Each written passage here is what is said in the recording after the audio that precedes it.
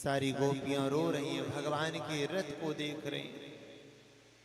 धीरे धीरे रथ दिखाई देना बंद हो गया, केवल रथ की ध्वजा दिखाई दे रही थी, पताका। सारी गोपियां कहती मेरे प्यारे की रथ की पताका है। उस पताका को देख करके रो रही हैं। कुछ समय पश्चात वो पताका भी दिखाई देना बंद हो गया। अब केवल रथ की धूल दिखाई दे रही महाराज। उस धूल को देख करके सारी गोपियां रो रही हैं, विरह वेदना।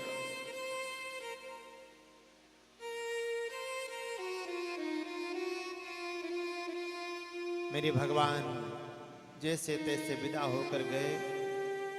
मार्ग में अक्रूर जी को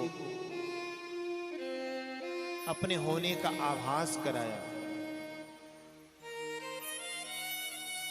अक्रूर जी यमुना में स्नान करने के लिए गए तो क्या देखते हैं, अथ व्रजराज पथे नमाजनम स्त्रिया गृहातांग विलेप भाजना विलोक्य कुवजा युवती वरानना प्रपंचयांति प्रहसन रसप्रदः।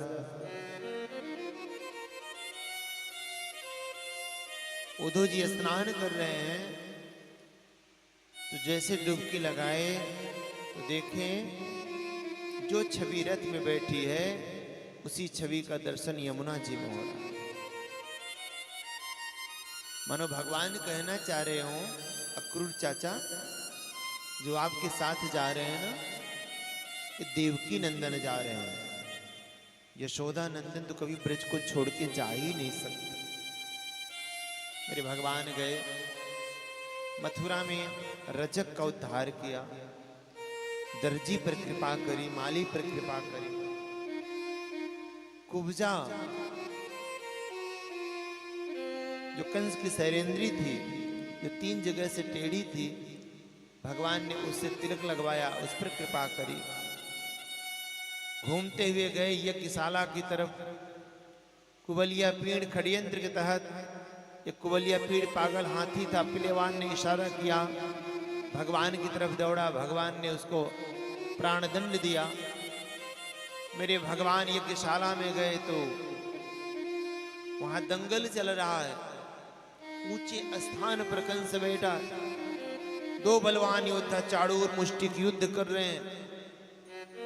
जैसे मेरे कन्हैया दाऊ भैया के पास साथ पहुंचे तो चाड़ूर मुष्टिक भगवान को अब शब्द कहने लगे। कभी गवारिया कहते, कभी ग्वाला कहते, कभी गंवार कहते। मेरे भगवान ने आओ देखा नाता चढ़ गए हैं और चाड़ूर मुष्टिक के साथ मल्ल युद्ध किए और दोनों को प्राणदंड दिया है। ऊपर कंस बैठा था, भगवान को अब शब्द कहने लगा। मेरे भगवान ने कहा मामा आज भी आपने प्यार से कलुआ कह के नहीं बुलाया, कनुआ नहीं बुलाया कह के। ऐसा कहकर भगवान कूद के उछल के ऊंचे मंच पर चढ़ जाते हैं। भगवान को आप अपनी मां की याद आती है। किस पापी ने मेरे मां देवकी के बाल को पकड़ा था। मेरे भगवान ने कंस के बाल को पकड़ा और ऐसे ऐसे घुमा करके जैसे गेंद की तरह उछाला है।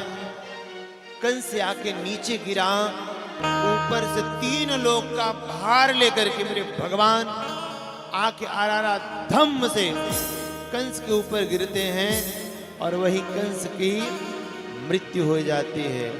बोले असुर निकंदन भगवान की जय। तत्पश्चात मेरे भगवान देवकी और उस देव को कारागार से मुक्त कराते हैं, छौर कर्म कराते हैं।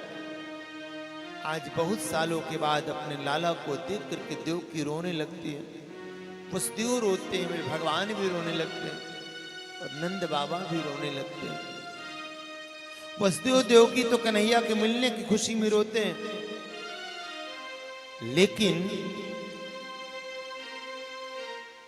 नंद बाबा इसलिए रोते हैं कि नंद को पता चल गया कन्हैया मेरो लाला नहीं है। मेरे भगवान रोते बिलखते जैसे तैसे बाबा को ग्वाल वालों को वहां से विदा करते हैं।